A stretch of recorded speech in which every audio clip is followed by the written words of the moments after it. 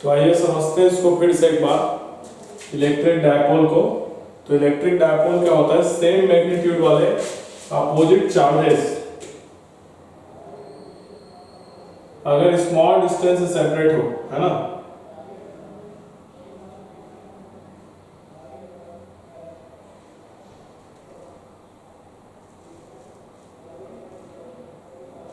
तो उसको हम क्या कहते हैं, इलेक्ट्रिक डायपोल कहते हैं। अब इस इलेक्ट्रिक डायपोल का डायपोल मूवमेंट होता है। तो डायपोल मूवमेंट क्या होगा, तो डायपोल मूवमेंट को P से डिनोट करते हैं, P से। तो P होता है कोई भी एक चार्ज ले लो दोनों में से और दोनों के बीच के डिस्टेंस से मल्टीप्लाई कर दो, तो Q इंटू 2L, ये हमारा डायपोल मूवमेंट होगा। P इज इक्वल टू, इसका डायरेक्शन भी होता है, डायरेक्शन क्या होता है, negative to positive charge, negative से पॉजिटिव चार्ज की तरफ इसका डायरेक्शन होता है। तो इलेक्ट्रिक डायपोल क्या है, दो सेम मैग्नीट्यूड वाले चार्जेस को अगर स्मॉल डिस्टेंस से सेपरेट किया जाए तो इस सिस्टम को क्या कहेंगे, हम इलेक्ट्रिक डायपोल कहेंगे। और डायपोल का डायपोल मूवमेंट क्या होता है, इन दोनों में से कोई भी एक चार्ज लेंगे और उन दोनों के बीच का डिस्टेंस लेंगे, दोनों को इनटू कर देंगे तो हमें डायपोल मूवमेंट मिल जाएगा। और इसका डायरेक्शन किधर होता है, नेगेटिव से पॉजिटिव चार्ज की तरफ। क्लियर है, नोट कर लीजिए।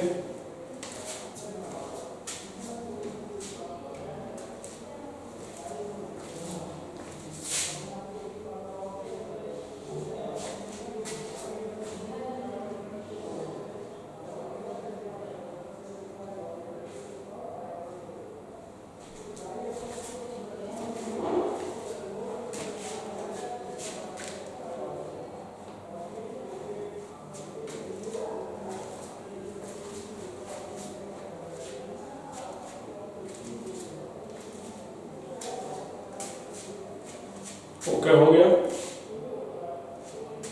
तो इस इलेक्ट्रिक डायपोल के कारण हम इलेक्ट्रिक फील्ड देखेंगे। इलेक्ट्रिक फील्ड अलग अलग सिचुएशन में देखेंगे कितना आएगा, जल्दी से नोट कीजिए।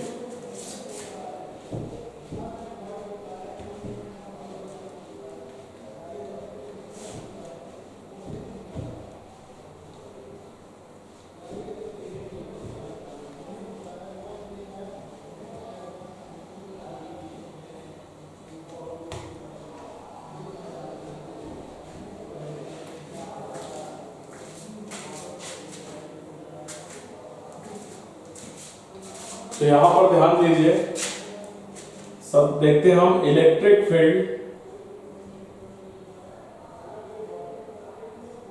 Due to electric dipole. तो पहला देखते हैं हम लोग ऑन द एक्सिस, किसके एक्सिस पर, डायपोल के एक्सिस पर। तो ये हमारा नेगेटिव चार्ज है और ये पॉजिटिव चार्ज है ना। इसका एक्सिस क्या कहलाएगा, यही लाइन, ये लाइन जो है इसका एक्सिस कहलाएगा। तो यहाँ पर इसके सेंटर से r डिस्टेंस पर एक पॉइंट ले लेते हैं, यहाँ पर मान लेते हैं P। यहाँ पर हमें बताना है इलेक्ट्रिक फील्ड का इंटेंसिटी क्या होगा। पॉइंट P पर हमें बताना है इलेक्ट्रिक फील्ड का इंटेंसिटी क्या होगा, ठीक है। तो यहाँ पर देखो ये डिस्टेंस कितना होगा, L, और यहाँ से यहाँ तक का डिस्टेंस कितना होगा, L। दोनों के बीच का डिस्टेंस हमने क्या लिया था, 2L। क्लियर है। तो यहाँ पर इलेक्ट्रिक फील्ड बताना है, तो माइनस Q चार्ज के कारण यहाँ पर इलेक्ट्रिक फील्ड किधर होगा, इस डायरेक्शन में होगा ना, इधर होगा। इसको E माइनस नाम दे देते हैं, E माइनस, ठीक, माइनस चार्ज के कारण में होगा। इस डायरेक्शन में क्यों होगा, क्योंकि अगर हम यहाँ पर टेस्ट चार्ज रखते हैं तो ये माइनस Q चार्ज उस टेस्ट चार्ज को अपनी तरफ अट्रैक्ट करेगा। टेस्ट चार्ज क्या होता है, पॉजिटिव चार्ज होता है ना, तो उसको अपनी तरफ अट्रैक्ट करेगा। यहीं पर प्लस Q चार्ज के कारण इलेक्ट्रिक फील्ड लिखे तो वो इधर होगा, E प्लस, और ये क्या करेगा, टेस्ट चार्ज को रिपेल करेगा, इसलिए इसके कारण इलेक्ट्रिक फील्ड किधर आएगा, इधर आ जाएगा, ठीक। अब देखते हैं E माइनस कितना होगा। तो E माइनस जो है, माइनस चार्ज के कारण यहाँ पर इलेक्ट्रिक फील्ड है, तो क्या हो जाएगा के क्यू,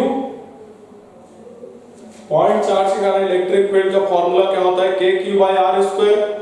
तो यहाँ पर के क्यू आर कितना है, डिस्टेंस कितना है यहाँ से यहाँ तक का, यहाँ तक आर है और यहाँ तक एल है, तो यहाँ से इसका डिस्टेंस कितना होगा आर प्लस एल। तो आर प्लस एल का क्या करेंगे हम, स्क्वायर करेंगे। तो ये माइनस चार्ज के कारण यहाँ पर इलेक्ट्रिक फील्ड मिल गया। सिमिलरली प्लस चार्ज के कारण देखो, तो प्लस चार्ज के कारण कितना होगा, तो प्लस चार्ज से ये डिस्टेंस कितना है, यहाँ तक r है यहाँ तक l है, तो r में से l को माइनस करेंगे तो ये डिस्टेंस मिलेगा, ये कितना होगा r माइनस l। तो E प्लस कितना मिलेगा हमें, के q by r minus l का होल स्क्वायर, ये मिलेगा। क्या मिलेगा, के q by r minus l का होल स्क्वायर, ये मिल जाएगा। अब देखो यहां पर जो नेट इलेक्ट्रिक फील्ड होगा ना, दोनों अपोजिट डायरेक्शन में, एक उधर है और एक इधर है, तो हम नेट इलेक्ट्रिक फील्ड कैसे निकालेंगे, बड़े में से छोटे को माइनस करके। तो इन दोनों में से इलेक्ट्रिक फील्ड इंटेंसिटी किसका ज्यादा है, जो पास में होगा, तो ये प्लस क्यू वाला पास में है, तो इसके कारण जो इलेक्ट्रिक फील्ड है वो बड़ा होगा। तो हम यहाँ पर जो नेट इलेक्ट्रिक फील्ड निकालेंगे तो ई नेट किसके बराबर होगा, प्लस वाला जो इलेक्ट्रिक फील्ड है माइनस वाले चार्ज के कारण जो इलेक्ट्रिक फील्ड है, दोनों को माइनस कर देंगे। तो प्लस वाले चार्ज के कारण कितना है, और नेट इलेक्ट्रिक फील्ड किधर आएगा, प्लस वाले की तरफ आएगा, इधर आएगा ई नेट इधर आ जाएगा। तो प्लस वाले के कारण कितना आएगा इलेक्ट्रिक फील्ड, बताओ कितना आएगा, k q by r minus l का स्क्वायर, हमने यहां पर लिखा है उसको यहां पर लिख देंगे माइनस चार्ज के कारण कितना है, k q by r plus l का होल स्क्वायर। ठीक है, अब इसको सॉल्व करेंगे, के क्यू कॉमन ले लेते हैं, तो के क्यू कॉमन ले लो, क्या बचेगा 1 बाई आर माइनस एल का स्क्वायर और minus 1 by r plus l का स्क्वायर। अब इसको सॉल्व करोगे तो आंसर आ जाएगा। ठीक है, सॉल्व कर लो, यहां पर लिखते हैं देखो, ई net is equal to k q, और यहां पर क्या आ जाएगा एलसीएम आर माइनस एल का square into r plus l का स्क्वायर, आर माइनस एल का square into r plus l का स्क्वायर, और ऊपर क्या आ जाएगा आर प्लस एल का स्क्वायर और माइनस आर माइनस एल का स्क्वायर।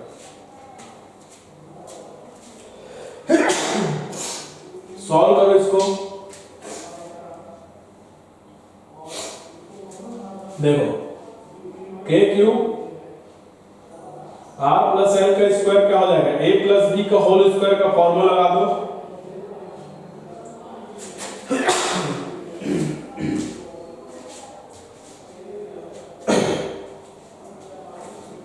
तो यहां पर देखो a का स्क्वायर प्लस b का स्क्वायर प्लस 2r है, तो 2r है ना, माइनस यहां पर a माइनस b का होल स्क्वायर लग जाएगा, तो क्या होगा देखो a का स्क्वायर प्लस l का स्क्वायर माइनस 2rl हो जाएगा, डिवाइड बाय इन दोनों को एक साथ लिख लो r minus l into r plus l, इस पूरे का होल स्क्वायर कर देते हैं, इनका अलग अलग स्क्वायर है ना, तो इन दोनों को एक साथ स्क्वायर कर देंगे। के क्यू बाहर है, यहां से देखो आर स्क्वायर है, यहां पर माइनस आर स्क्वायर है, ब्रैकेट ओपन करेंगे तो यहां माइनस हो जाएगा, तो ये दोनों कैंसिल हो जाएगा, यहां एल स्क्वायर है, यहां माइनस एल स्क्वायर हो जाएगा, ब्रैकेट ओपन करेंगे तो ये भी कैंसिल हो जाएगा, 2rl और ये माइनस माइनस प्लस 2rl कितना हो जाएगा 4rl हो जाएगा।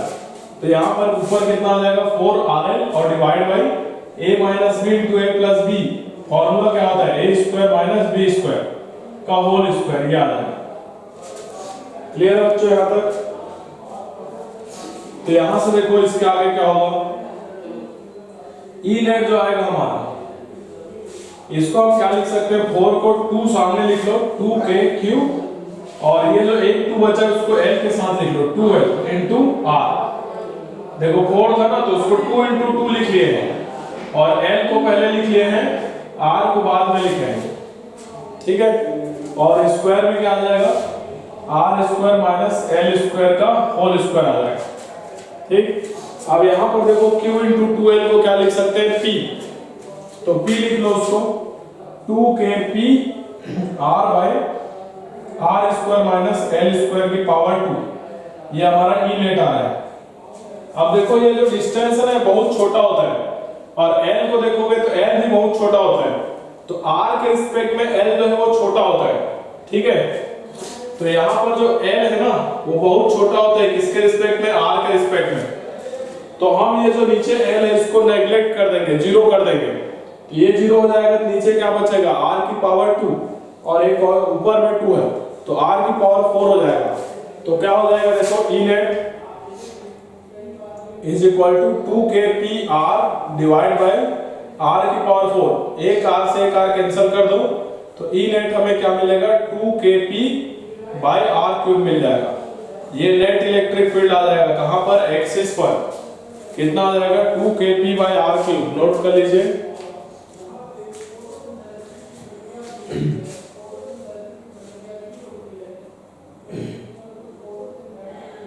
नोट कर लीजिए।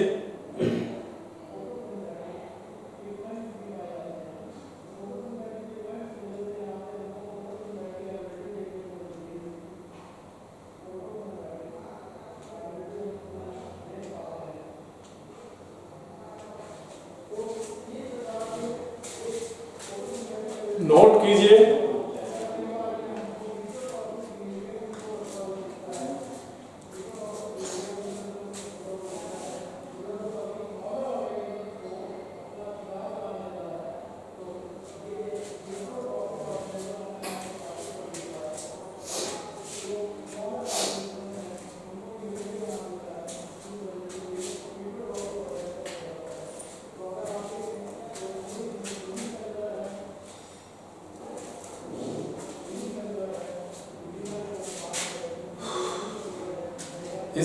इसके बाद हम देखेंगे परपेंडिकुलर बाइसेक्टर पर इलेक्ट्रिक फील्ड, या फिर हम बोल सकते हैं उसको इक्वेटोरियल लाइन, उस पर इलेक्ट्रिक फील्ड क्या होगा।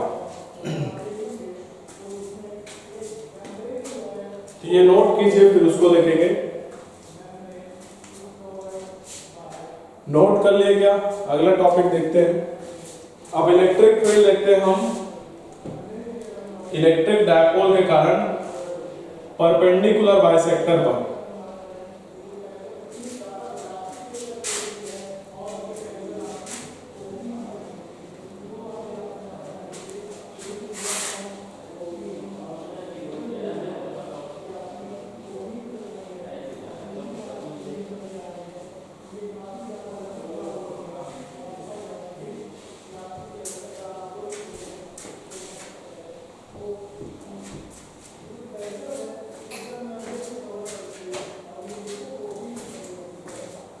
तो सेकंड देख रहे हैं, ऑन द परपेंडिकुलर बाइसेक्टर।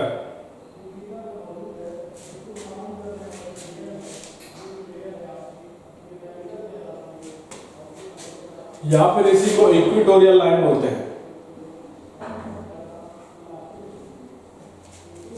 तो ये हमारा डायपोल था, minus q charge plus Q charge, इसके कारण इसके सेंटर से यहां पर एक पॉइंट ले लेते हैं P या M ले लो, R डिस्टेंस पर, ये 90 डिग्री बनाना है यहां से। यहां पर हमें इलेक्ट्रिक फील्ड का इंटेंसिटी चाहिए, ठीक है। तो देखो यहां पर माइनस क्यू चार्ज के कारण, पहले तो ये L डिस्टेंस है, माइनस क्यू चार्ज के कारण इलेक्ट्रिक फील्ड किधर होगा, इधर होगा ना। यहां पर अगर टेस्ट चार्ज रखोगे तो उसको क्या करेगा, ये अट्रैक्ट करेगा, तो इसको E माइनस नाम दे देते हैं। और प्लस क्यू चार्ज के कारण किधर होगा, इधर होगा, क्योंकि ये क्या करेगा, रिपेल करेगा। समझ में आ रहा है। ये जो डिस्टेंस है, ये वाला डिस्टेंस कितना होगा, under root are square plus L square, Pythagoras theorem से। सिमिलरली इधर वाला डिस्टेंस भी कितना होगा, under root are square plus L square, Pythagoras theorem से। ये आर है और ये एल है, तो ये डिस्टेंस कितना आ जाएगा, under root are square plus L square. Clear है। तो यहां पर देखो E माइनस क्या आ जाएगा, माइनस चार्ज के कारण इलेक्ट्रिक फील्ड कितना आ जाएगा, के क्यू बाय, ये डिस्टेंस कितना है, under root are square plus L square का पावर 2 आ जाएगा। तो ये कितना आ जाएगा k q by r square plus L square आ जाएगा। स्क्वायर करेंगे तो रूट कैंसिल हो जाएगा ना, तो क्या बचेगा r square plus L square. Similarly plus charge के कारण लिख लो, क्या आ जाएगा के क्यू बाई, सेम इधर भी यही है तो यहां पर भी r square plus L square ही मिलेगा। तो देखो माइनस क्यू चार्ज के कारण और प्लस क्यू चार्ज के कारण, दोनों के कारण इलेक्ट्रिक फील्ड क्या है, सेम है, दोनों का मैग्नीट्यूड सेम है, तो इसको हम ई मान लेते हैं। ई मान लेते हैं, डायरेक्शन अलग है, इधर इसका डायरेक्शन और इसका डायरेक्शन इधर है, लेकिन दोनों का मैग्नीट्यूड सेम है, इसलिए हमने इसको ई मान लिया। क्लियर है बच्चों? अब देखो इन दोनों का जो रिजल्टेंट होगा वो कहां पर होगा, इन दोनों का रिजल्टेंट इस डायरेक्शन में आएगा, इनके बीच में। ठीक, अब देखो मान लेते हैं ये वाला एंगल थीटा मान लेते हैं, तो ये सेम ट्रायंगल इधर है तो ये वाला एंगल भी क्या होगा, थीटा होगा। अब ये एंगल अगर थीटा है तो ये भी थीटा होगा। देखो ये सेम लाइन है, ऐसे है ना, पैरेलल है, तो एक लाइन जा रहा है ऐसे, तो ये थीटा है तो ये भी थीटा, और अगर ये थीटा है तो ये वाला एंगल भी थीटा होगा। देखो जेड बन रहा है ऐसे, तो ये थीटा है तो ये भी थीटा। ठीक, तो ये जो प्लस वाले के कारण इलेक्ट्रिक फील्ड है, इसका दो कंपोनेंट होगा, एक कंपोनेंट इधर होगा, एक कंपोनेंट इधर होगा, इसको ये क्या होगा ई sin थीटा, और एक कंपोनेंट इधर होगा, कितना होगा ई cos थीटा। सिमिलरली माइनस वाले के कारण दो कंपोनेंट होगा, एक नीचे की डायरेक्शन में कितना होगा ई sin थीटा, और एक इधर होगा, कितना होगा इसी डायरेक्शन में ई cos थीटा। तो हमने जो दो इलेक्ट्रिक फील्ड था, प्लस वाला और माइनस वाला, इन दोनों का कंपोनेंट कर दिया। तो एक कंपोनेंट ऊपर आ रहा है ई sin थीटा और उसके अपोजिट नीचे आ रहा है ई sin थीटा, और दो कंपोनेंट इधर आ रहा है ई cos थीटा। तो यहां पर जो नेट इलेक्ट्रिक फील्ड होगा, अगर हम देखें ई sin थीटा ऊपर नीचे है, सेम कैंसिल हो जाएगा। ठीक है, तो नेट इलेक्ट्रिक फील्ड यहां पर किसके कारण आएगा, ई cos थीटा के कारण आएगा। किसके कारण आएगा, ई cos थीटा के कारण। तो यहां पर जो ई नेट होगा, ई नेट हमारा क्या होगा 2e cos थीटा, क्या होगा 2e cos थीटा, है ना, ये दोनों ऐड हो जाएगा e cos theta e cos theta, तो नेट इलेक्ट्रिक फील्ड हमें क्या मिलेगा 2e cos थीटा। क्लियर है बच्चों? अब देखो यहां पर 2e की जगह हम क्या रख सकते हैं, kq by r square plus L square, तो रख दो kq by r square plus L square, और cos थीटा की जगह हम क्या लिख सकते हैं, तो ये ट्रायंगल देखो, यहां वाला ट्रायंगल, इस ट्रायंगल में cos थीटा क्या होगा, बेस अपॉन हाइपोटेनियस, तो बेस कितना है l, और हाइपोटेनियस कितना है under root are square plus L square. तो under root are square plus L square को क्या लिखेंगे, R square plus L square की पावर 1/2 लिखेंगे। अंडर रूट को हम क्या लिखेंगे, पावर 1/2 लिखेंगे। ठीक है, तो यहां से देखो क्या मिल रहा है बच्चों, k q into 2l, इसको क्या लिख सकते हैं, p लिख सकते हैं, 2ql है ना, इसकी जगह p लिख सकते हैं डायपोल मोमेंट। और यहाँ पर देखो पावर 1 है और यहाँ पर क्या है 1/2, दोनों ऐड होगा तो क्या आ जाएगा r square plus L square की पावर 3/2 हो जाएगा। क्लियर है? अब हम जानते हैं जो l होता है ना वो बहुत छोटा होता है, किसके रिस्पेक्ट में, r के रिस्पेक्ट में, तो l को यहाँ पर नेग्लेक्ट किया जा सकता है, तो l को 0 रख दो यहाँ पर, तो क्या बचेगा आर स्क्वायर बचेगा, आर स्क्वायर की पावर 3/2, ये 2, हाँ बोलिए,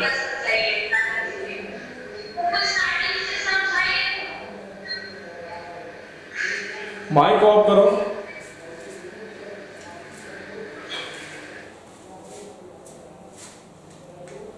यहां समझ लो, फिर एक बार स्टार्टिंग से बता दूंगा।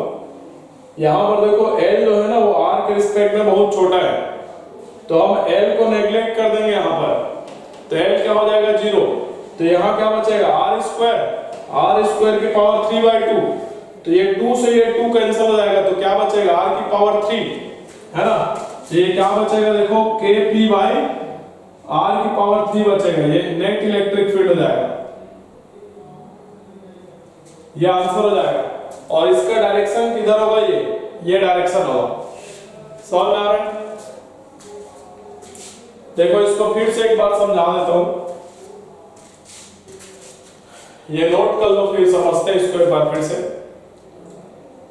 देखो है ना, माइनस क्यू चार्ज था प्लस क्यू चार्ज था, इसके कारण हमें इसके परपेंडिकुलर बाइसेक्टर पर यहां पर डायग्राम बना देता हूं। माइनस क्यू चार्ज था और प्लस क्यू चार्ज था, इसके कारण यहां पर हमें r डिस्टेंस पर इलेक्ट्रिक फील्ड बताना है, यहां पर इस पॉइंट पर।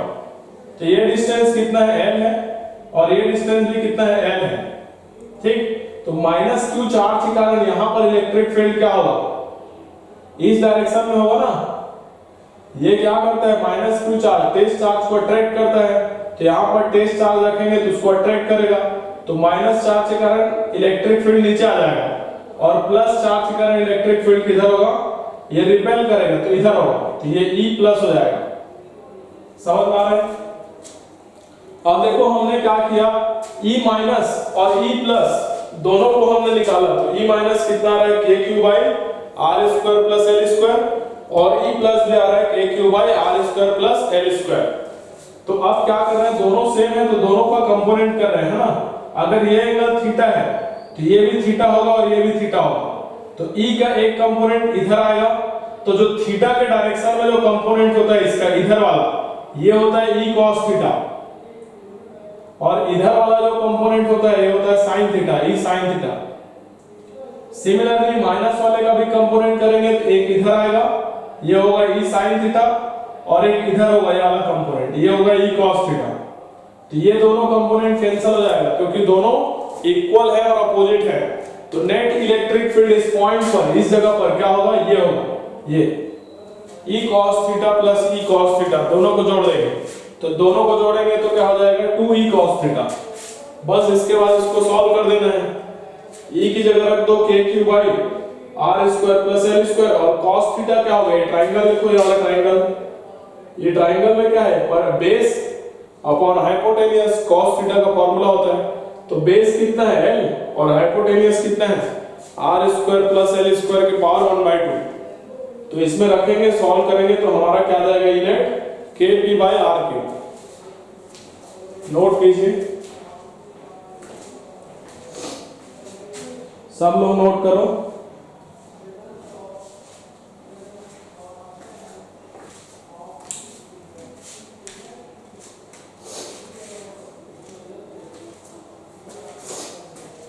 जल्दी से स्पीड में नोट करना है।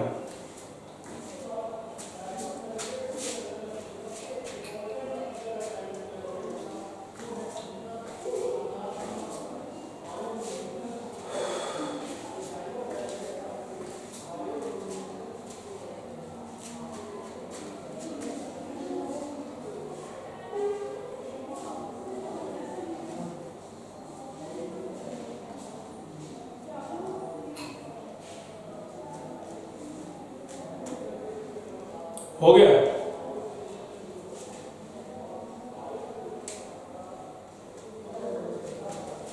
अगला देखते हैं इसमें एट जनरल पॉइंट।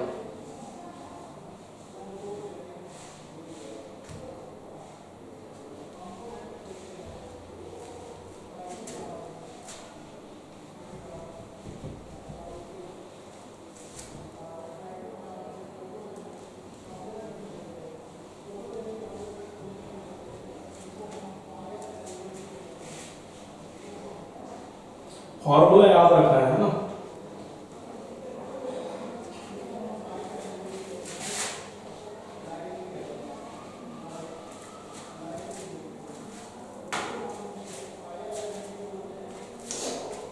थर्ड देखते हैं इसी में,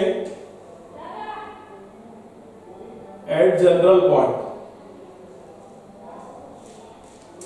ये माइनस क्यू चार्ज है और ये प्लस क्यू चार्ज है ना। अब इसके कारण यहाँ पर r डिस्टेंस पर किसी भी एक रेंडम पॉइंट ले लेते हैं, वहां पर इलेक्ट्रिक फील्ड का इंटेंसिटी निकालना है। ये एंगल थीटा, ये हेड डिस्टेंस, ये हेड डिस्टेंस, ठीक है। तो यहाँ पर इस पॉइंट पर हमें इलेक्ट्रिक फील्ड निकालना है। ये एक जनरल पॉइंट हो गया, ठीक। तो इसको कैसे निकालेंगे, तो ध्यान दो, हम लोग क्या जानते हैं,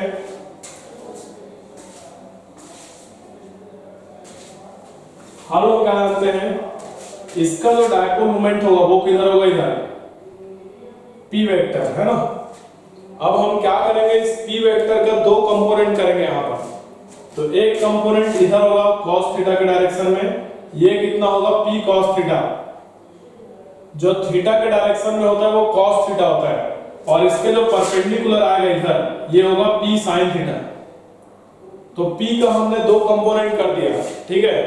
अब इस वाले p को भूल जाओ, ठीक। तो यहाँ पर दो डायपोल है, पहला डायपोल क्या है p cos थीटा और दूसरा डायपोल क्या है p sin थीटा, ठीक। अब p cos थीटा को देखोगे तो ये पॉइंट कहां पर है, इसके एक्सिस पर है ये, है ना।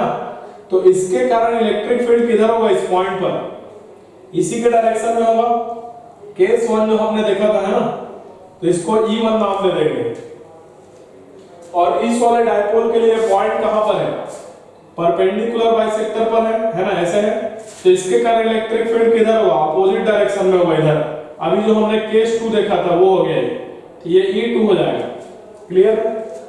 तो E1 क्या लिखेंगे, एक्सिस वाला इलेक्ट्रिक फील्ड कितना आया था, याद करो, 2kp/r3। यहां पर p की जगह कितना रखेंगे, cos theta, p cos theta. तो E1 क्या आ जाएगा, 2kp cos थीटा/r3। और दूसरा जो हमने केस 2 अभी निकाला था, इसके लिए क्या आया था, kp/r3 आया था। तो यहां पर कितना आ जाएगा, k, और p की जगह कितना है, p sin theta by r3। तो E1 और E2 मिल गया। इस वाले डायपोल के कारण, p cos थीटा वाले के कारण E1 इलेक्ट्रिक फील्ड है, और p sin थीटा वाले डायपोल के कारण E2 इलेक्ट्रिक फील्ड है। दोनों का रिजल्टेंट कहां आएगा, इनके बीच में आएगा, इधर। ये होगा नेट इलेक्ट्रिक फील्ड, है ना। तो नेट इलेक्ट्रिक फील्ड क्या होगा, देखो, E1 और E2 के बीच का एंगल 90 डिग्री है ये।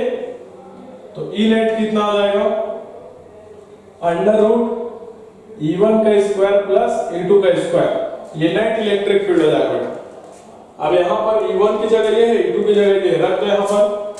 तो √ 2kp cos theta by r³ का square plus kp sin theta by r³ का स्क्वायर, ये √ के अंदर है। तो यहां देखो kp/r³ दोनों जगह है, कॉमन ले लेंगे उसको। तो कॉमन लेंगे तो क्या आ जाएगा, √ kp/r³ का स्क्वायर हो जाएगा, और क्या बचेगा यहाँ, 2 cos थीटा का स्क्वायर हो जाएगा। तो क्या हो जाएगा, 2 cos थीटा का स्क्वायर 4 cos स्क्वायर थीटा हो जाएगा, प्लस यहां पर क्या बचेगा, sin थीटा का स्क्वायर, तो sin स्क्वायर थीटा हो जाएगा, ठीक है। अब kp/r³ का स्क्वायर है, तो ये रूट से बाहर निकल जाएगा। तो इसको रूट से बाहर निकाल देंगे तो क्या हो जाएगा, kp/r³ रूट से बाहर निकल जाएगा, और अंदर में क्या बचेगा, √ 4 cos स्क्वायर थीटा को हम क्या लिख सकते हैं, 3 cos square theta plus cos square theta लिख सकते हैं। तो इसको जोड़ेंगे तो वापस से 4 cos स्क्वायर थीटा हो जाएगा ना, प्लस क्या है यहाँ, sin स्क्वायर थीटा है। तो ऐसा लिखने से क्या फायदा हुआ, cos square theta plus sin square theta कितना हो जाएगा, 1 हो जाएगा। तो यहां से देखो ये क्या आ जाएगा, kp/r³ और √ में क्या आएगा, 3 cos स्क्वायर थीटा प्लस 1, इसकी जगह क्या आ जाएगा, 1। तो ये हमारा नेट इलेक्ट्रिक फील्ड है। तो ये आंसर आएगा जनरल पॉइंट पे, ठीक है। यहीं पर थीटा की जगह 0 डिग्री रख देते हैं। देखो, अगर थीटा का वैल्यू 0 डिग्री रहता है, थीटा = 0 डिग्री, तो cos 0 का वैल्यू कितना होता है, 1। तो यहां क्या बचता, 3 बचता प्लस 1, तो 3 + 1 कितना हो जाता है, 4, और √4 कितना होता है, बाहर आ जाएगा 2। तो यहां सामने 2 आ जाता, तो हमें E क्या मिलता, 2kp/r³। तो एक्सिस वाला फॉर्मूला मिल गया ना फिर से। और अगर यहीं पर थीटा बराबर 90 डिग्री होता तो cos 90 की वैल्यू 0 होता है, तो ये वाला टर्म 0 हो जाता, तो क्या बचता, 1। तो √1 क्या होता है, 1। तो क्या मिलता हमें, E = क्या मिलता, kp/r³। तो ये परपेंडिकुलर बाइसेक्टर वाला था ना। तो देखो ये वैलिड है ये इक्वेशन। ये इक्वेशन वैलिड है। अगर थीटा को 0 रखेंगे तो ये पॉइंट एक्सिस में आ जाएगा। तो एक्सिस में क्या फॉर्मूला आया था 2kp/r³। अगर थीटा को 90 डिग्री रखेंगे तो पहले वाला सिचुएशन हो जाएगा, इसके जस्ट पहले वाला, तो kp/r³ आ रहा है। तो हमें तीन इक्वेशन याद रखना है, तीन फॉर्मूला याद रखना है। पहला जनरल पॉइंट वाला याद रख लो ये, और एक्सिस पर ये होता है, परपेंडिकुलर बाइसेक्टर पर ये होता है। इनसे डायरेक्ट क्वेश्चन आया हुआ है नीट जेईई में, नोट कीजिए।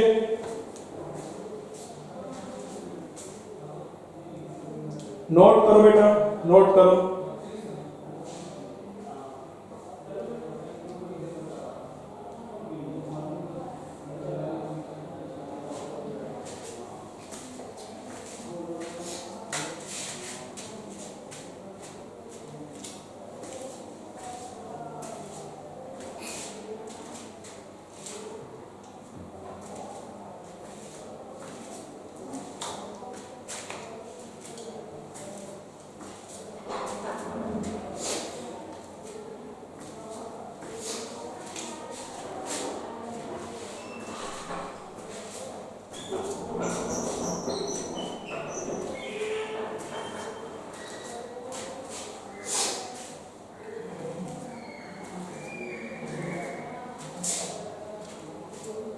नोट कर लो बेटा, कल आप लोगों का टेस्ट रहेगा, तो आप लोग तैयारी कर लीजिए। जितना आप पढ़े हो आज वहां तक आएगा टेस्ट में। नीट और जेईई के पैटर्न में रहेगा।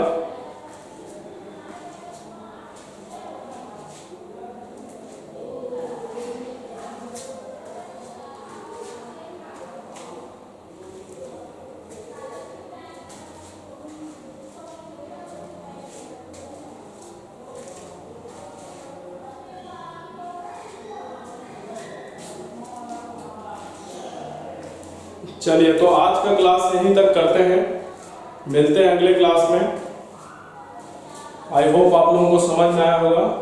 अगले क्लास में हम इस इलेक्ट्रिक डायपोल के कारण अगर इसको यूनिफॉर्म इलेक्ट्रिक फील्ड में रख दिया जाए तो इस पर कितना टॉर्क लगेगा और इसका पोटेंशियल एनर्जी क्या होगा वो सीखेंगे। उससे भी क्वेश्चन आता है एग्जाम। चलिए।